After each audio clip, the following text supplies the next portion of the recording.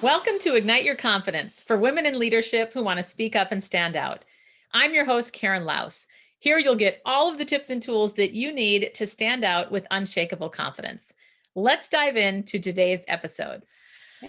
All right. Well, I am so thrilled to have Aleta Norris here with us today, and we're just going to jump straight to it. Aleta, tell us about who you are. Well, so Karen, first of all, thank you so much for having me on your podcast. I'm so excited to be here. And for all of you listening, thank you as well. So I'm Aleta Norris. I am so in kind of the world, Karen, where you and I know one another, I'm the founder of the Women Who Spark platform. I wrote a book called Women Who Spark in 2018, wrote a second book called Women Who Spark After 50 in 2020, and have started an online platform. In addition to that, I've run my own company for 25 years. I'm the mom of 5 adult children. I'm happily in my third marriage, have rediscovered my spark in life, and I'm dedicated to helping women who've maybe lost their spark or who are ready to have their spark shine even brighter. I'm committed to helping women do that. So a bit about me. Well, I love that. And when we met first with Speaker Sisters, now that I think Oh, that's about it. right. And Yes. you were Yeah. advertising the summit, and I'm very excited that you asked me to speak at that. So definitely looking forward to that. And Me I'd love too. to get straight into what you have shared before, and you shared with me right before we hit record around your confidence, because I love what you said. And I don't want to put words in your mouth, but Mhm. tell us about your journey of confidence and how you found your voice. Well, so it's interesting. As a child I had my voice. I was raised by my dad. I am one of 3 original siblings prior to my dad's second marriage. When I was 8 years old, my mom left our family, and what I was able to discover as an 8-year-old whose mom abandoned the family is that I really was a confident little girl. And I stepped up and became a really, big helper to my dad because I had a 2-year-old sister at the time. And my dad raised me to believe that I could do anything. And he also raised me to believe that I was a wonderful person. He was very affirming, so kind, and created an environment that was very positive for me. And I think, within me, I just had a degree of moxie running through my veins that, had me believe my dad could fill up a wagon filled with cucumbers from our family garden, and I could go down the neighborhood and sell them all. I knew I could make that happen. I love it. Well, fast forward to age 24, I was 24 years old when I married my first husband. That's where I wouldn't say, Karen, like I told you when we chatted, when I got married, I didn't lose my confidence, but I gave up my voice Hmm. because my first husband he was a very he had a very distinct view of how our life should be lived. And that essentially was that we would become Ward and June Cleaver. We would have children. I Oh my would goodness. resign. Yes, I would leave my job and raise our children. And when I didn't do that, his exact words to me were, "I'm trying to figure out what's wrong with you." Oh my I god. know, right? Yes. My gosh. Yes. And so every day I lived in a kind of within an aura of criticism for being wrong. And when I was young, I think like so many women, when I was young, I wasn't mature enough to stand my ground. I wasn't mature enough to negotiate for, hey, let's talk about how you can have part of what you're looking for and I can have part of what I'm looking for. Instead, Karen, I did the immature thing. I became I didn't become passive aggressive, I became pouty, or I don't even know if that's the right word. I just stopped communicating, and I became unhappy internally. I shone everywhere else in the world. People in my professional life thought that I was, a really good and talented person. But then when I came home, I was a wrong person. And I shut down. And 11 years later, that marriage ended because I just became more and more disenchanted with where I was. But I stopped speaking on my own behalf. Wow. I mean, what was that like to have the confidence, but knowingly choosing to give up your voice? It was really sad. I mean, it was a sad time for me. I had 3 children. I had a really great career. While I was raising little tiny people, I got my master's degree and very entrepreneurial, spirited, and I would say I'm a very spirited person. And of course, you know me in the better of my times.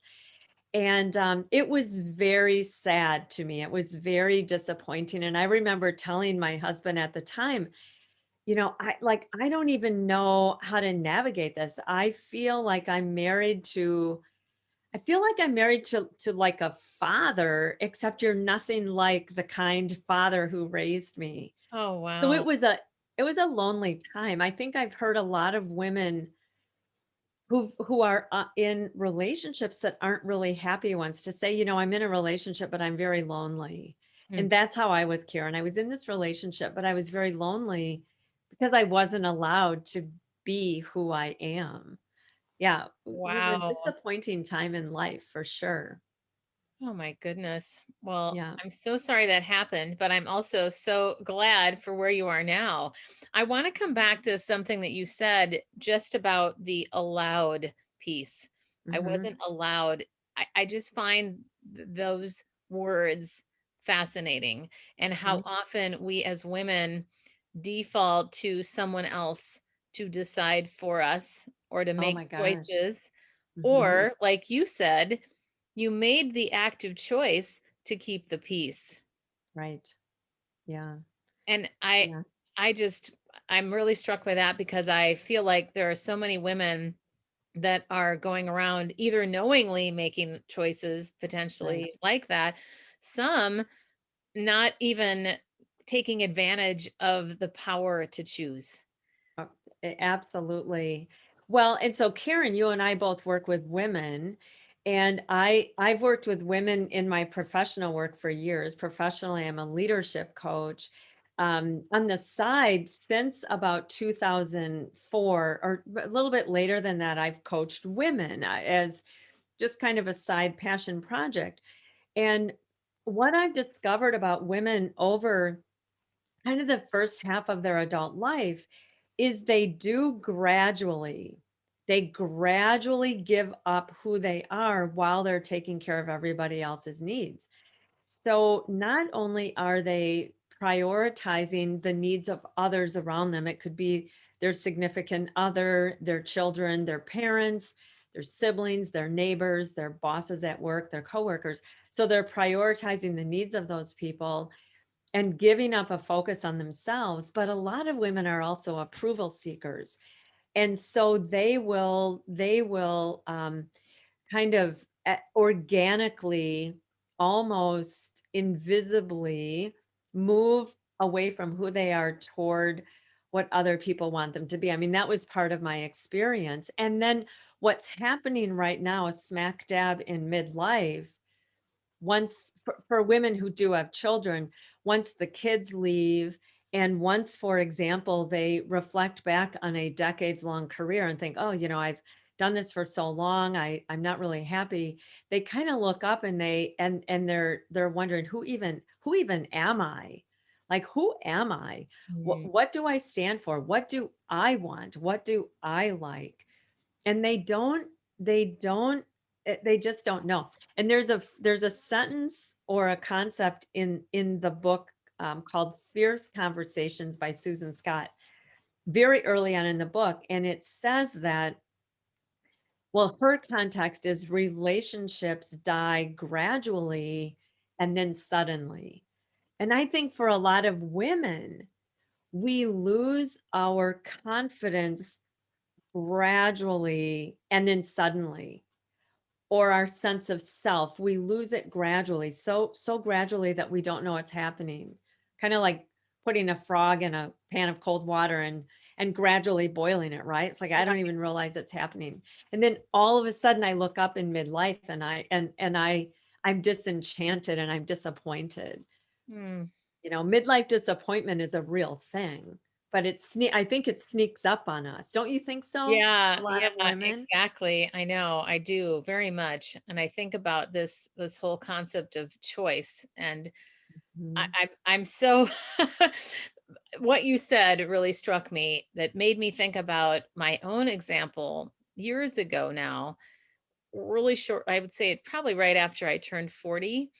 Mhm. And I remember having a conversation at that time with a therapist, and I was trying to make a decision about a guy that I was dating. And it had been an off and on again situation for almost 10 years. Off again, Mhm. on again. For those of you that are listening and you're familiar with Friends, we were the Ross and Rachel couple. Like, we're on a break, we're off a break, Oh, we're on a break. And so I remember, though, having this poignant conversation that changed my life, because he asked me, "Well, what do you want as far as this relationship?" And I said, "Well, I don't know what Chris wants yet." And he goes, mm, "No, but what do you want?" mm, And it had never occurred to me that I got to choose, right. because my dad called the shots in our household growing up. And for whatever reason, from a relationship, like, I was really confident in my career, Mhm. but when it came to the relationship piece, Yeah. I assumed that Chris would choose and then I would do what he said. And when I Mhm. think about it now, it sounds so incredibly crazy and almost twisted, but that was a very powerful conversation. And really, that the big question that I had to ask myself and suggest everybody think about too is, what do you want? Right. Yeah. And Yeah. I feel like, Absolutely. so what turned the corner for you, Alita? So you had a second marriage that Right. did, tell us about that, and then Well, how that moved. boy, I'll tell you what, that can be really brief, Karen, because that second marriage doesn't deserve a lot of attention. It was a 5-year marriage. And, very similar to many women, I accidentally married an alcoholic. And he Oh, he he was a bad person. I believe he was a narcissist. He was abusive. It was a really difficult situation.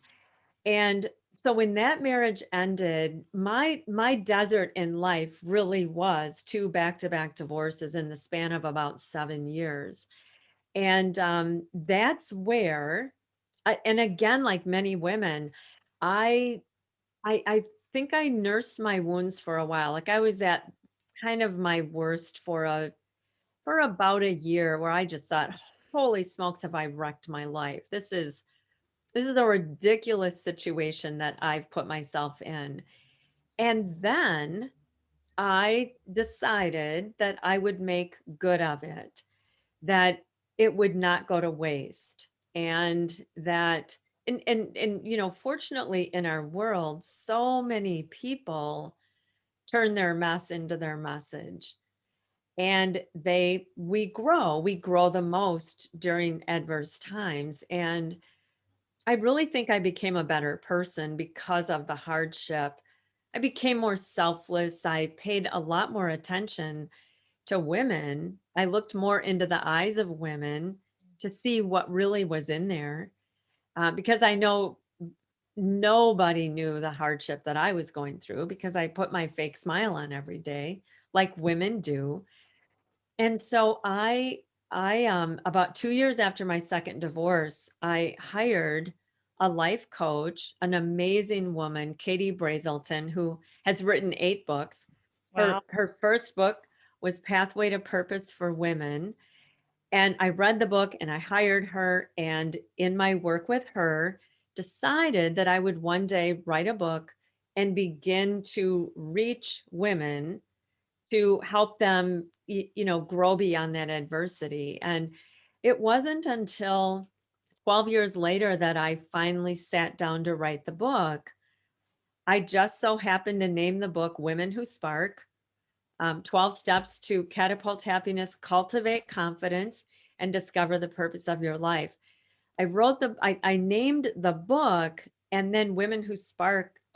My gosh, it just became a perfect name for a movement. It's almost a movement, Yes, right?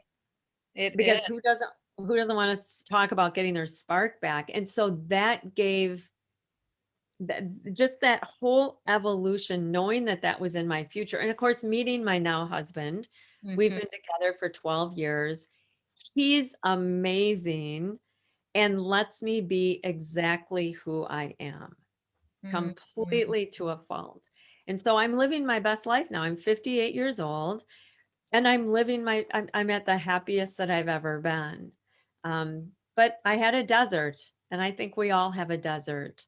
I'm no Yeah, different that way. sure. Well, give us some tips. You're in this great place now, but there's that limbo land Sure. many Yeah. people are in. Sure. How do Yeah. So you get out of I it? yeah, so I'll share kind of a handful of tips. So the first thing is a mindset piece. When we're in limbo land, or we're in the desert, or we're in a place of despair, either mild, moderate, or a lot, just remember it won't always be like this. Okay? So we that's where the hope comes from. Okay? And then of course I love what Brené Brown says, where she says just lean into the suck. You know? I Yeah. I think that's really good advice. Just lean into it, just feel feel how crappy it feels, and just know it won't always be that way. And then there's another picture that I like women to have, and then I'll give you a couple of pragmatic things to do to start to take some action. So I like this picture of imagining that you've stepped onto a bridge, and that everything now and in the past, that's the old land. And if you're standing on land that just feels like it's void of something, you're not as confident as you want to be, you've given up your voice, you're recovering from a broken relationship, you're estranged from one of your children, the list goes on and on and on. The old land can be left behind because there's a new land somewhere over the horizon. We maybe can't even see it. Mm, We have to realize it's there. And so we're going to walk across this bridge to get over to the new land. But then here's where we each come in. We have to do the work to walk across the bridge. And each step across the bridge gets us closer to the new land, but we're the ones who have to take the step. So I encourage women to focus on one thing, just one area of life. And I have an online assessment that allows us to take a look at 10 areas of life. I won't name them all, but for example, our relationship with a significant other or lack thereof, our role as a mom, our career, our finances, our fitness, our friendships, our hobbies and interests, our home and space. Okay, so women tend to think if one or two areas of their life is not going well, that their whole life isn't going well. mm, I like women to connect with intentionally, if there are 10 areas of life, what's going well so that I can celebrate that, and what's not going well, and then pick one thing to begin to work on. Just one. Just pick one area and then pick one thing, right? that's so So good. Mhm. well, a lot of women, for example, let's just use the example of a relationship has ended and I'm alone, but I don't want to be alone. Well, let's just focus on that one area then, the desire to meet someone. And then let's not get ahead of ourselves. Let's just do one thing. And I don't know what that one thing is. Maybe it is to start a profile online, but let's just do one thing and trust that the next thing will follow, right? That's beautiful So, said. yeah, Yes, it's so true. The trust part. And I say so many of us are overachievers too. I want to do Right. everything, when we decide we want to change, we want to say, Yeah. let's do Yeah. everything. Yeah. Yeah, And if we're gonna do everything, we'll end up doing nothing. right. Because then the swirl in our head overwhelms us and we end up paralyzed by the overwhelm. So that's why I really like do one thing, Well, and right? I love your analogy of the bridge.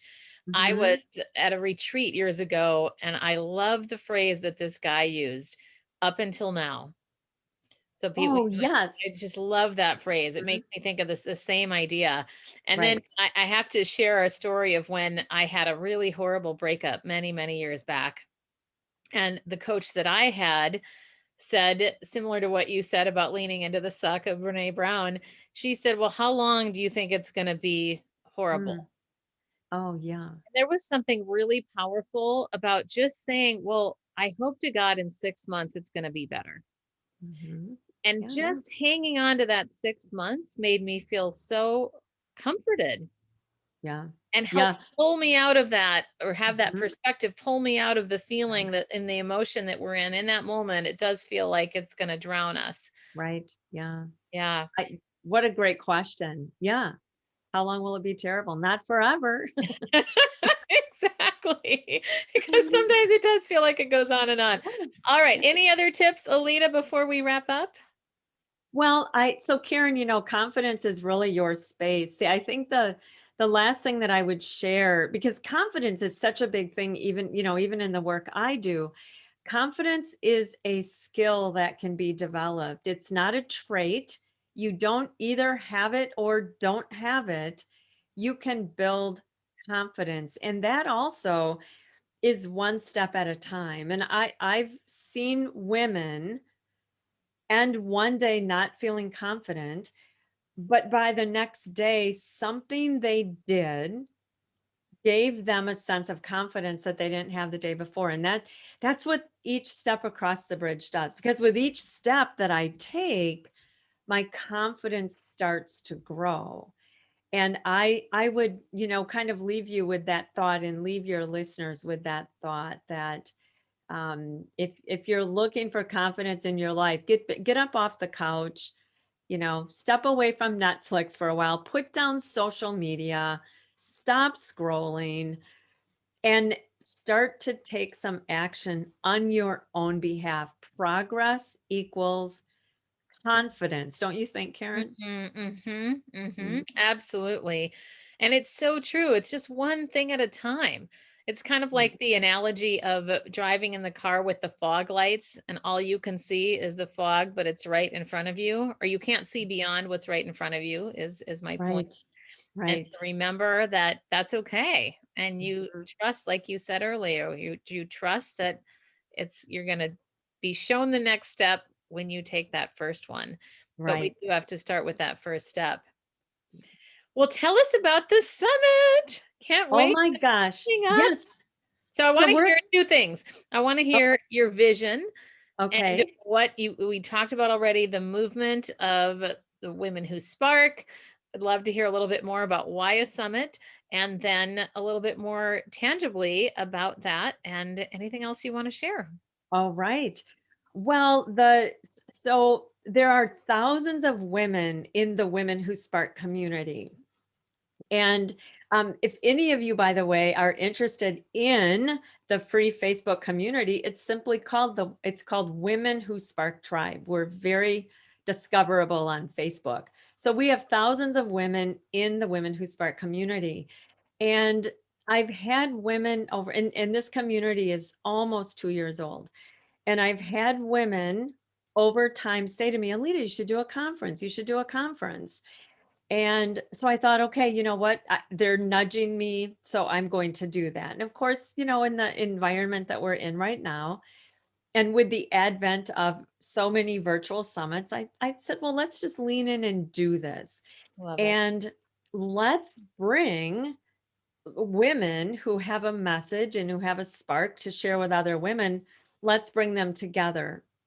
And so, as you know, Karen, because you're one of the speakers, we have a 5-day live summit, May 3rd through May 7th, with a variety of speakers who will talk topics about finding your vibe in midlife, finding your voice, Karen, certainly something you're talking about. We've got a number of women talking about fitness related elements, confidence related elements, hobbies and interests, reinvention. The theme is reignite. Now, what I mean by a live summit is that you can in fact jump into a Zoom room just like this and be able to interact with the speakers and the other women who are participating in the summit. It, of course, will also be available for recorded sessions for women who can't attend live. May 3rd through May 7th. Karen, what else would you add? You know, you're Well, part of this fun event. yes. Well, I would add, I love the fact that it's live and Mhm. that people can jump in, of course, and that there's so much variety. And first Yes. of all, Alita, you always have quality. That's just attached to your name. So it's going to be an incredibly quality event. You have brought together wonderful people. And because so many women have busy lives, tell us about the VIP upgrade. Oh, yes. So the VIP upgrade will include access to all of the 25 live speakers, and then we've got 7 pre-recorded sessions that are available only for the VIPs. And then additionally, the VIP upgrades will receive a copy of my book, Women Who Spark After 50. This is inspiration to reinvent and reignite your life for the second half. You get a copy of my book. And also, the VIP upgrades will receive one free month in my membership community, which is called the Women Who Spark Accountability and Friendship for Success. So this is a really fun community. We've got about 70 women right now, and they're all part of this community because they want friendly accountability to make progress, and they want to develop friendships along the way. And so yes, a free month in that membership to just kind of try it on and see what you think. That's amazing. Mhm. That's so many bonuses. And your Yes, book alone, oh my yes, gosh, that's fantastic. Really yes. fantastic. Well, I can't wait to see the vision come alive and be a part of it as well. In the meantime, I know you mentioned the Facebook group. Where else can we reach you? Well, so so we should share about the summit. You can sign up for the summit free at Women Who Spark Summit, womenwhosparksummit.com. And then my website is aletanorris.com, Aleta Norris, like Chuck Norris, aletanorris.com, and lots of fun stuff on my website, surveys and lots of opportunities to kind of input and explore how you're interacting your own self in your life with a spark. Hopefully, spark or no spark. You can That's, kind of test it out on my website. yeah, that's great. And you're on Clubhouse too, yes? I am on Clubhouse too, Aleta Norris. Yep, Yeah, same way. yeah, awesome. Instagram, kind of all of the Instagram at Aleta Norris as well. I love it. All right. Well, one last question as we wrap up here. Just a fun one I like to ask. What do you never leave home without besides your mask? Um, let's see. Besides my mask and beside my mask and my And your phone, phone. right? Yeah. Because I never leave home without my lipstick. I have these scattered everywhere. Yeah, yeah. So always have to have lipstick with I me. love it. And do you have a variety of lipsticks or do you have one color that you use all the time? I have one color that I use all the time. Yep, it's kind of a pink tone. Okay. And this is kind of silly, but anytime I'm with, look at me, grab all my lipsticks. Anytime I'm with my daughters, I switch over to more of a red because Ooh. they're they're not a fan of the pinky color that I like. And they're always telling me, Mom, stop wearing that color, but I like it. So I've got the daughter approval. This is my approval seeking color when I'm with my daughter. And for those of you that aren't seeing this and you're hearing it only, she's showing us a beautiful red, what would you say, like a burgundy red or a Yeah, it's kind of a burgundy red. red Yeah. compared to the light pink? Well, Yeah. I think it's a great example of you still are owning what you want to wear and how you Right. show up, especially That's now right. after your journey. Well, Aleta, thank you so much. It really is always a pleasure to interact with you, and I'm so happy to know you. So thanks for being here today. You bet. Thanks a lot for having me, Karen. And that's a wrap of another episode of Ignite Your Confidence. I'm your host, Karen Laus. Thank you so much for listening. If you loved today's episode, please subscribe and leave a review. It helps other people find the podcast faster, and it certainly helps me. If you're interested in more tips and tools around confidence, please join me over in my Facebook group called Ignite Your Confidence with Karen Laus. Remember, you too can stand out with unshakable confidence.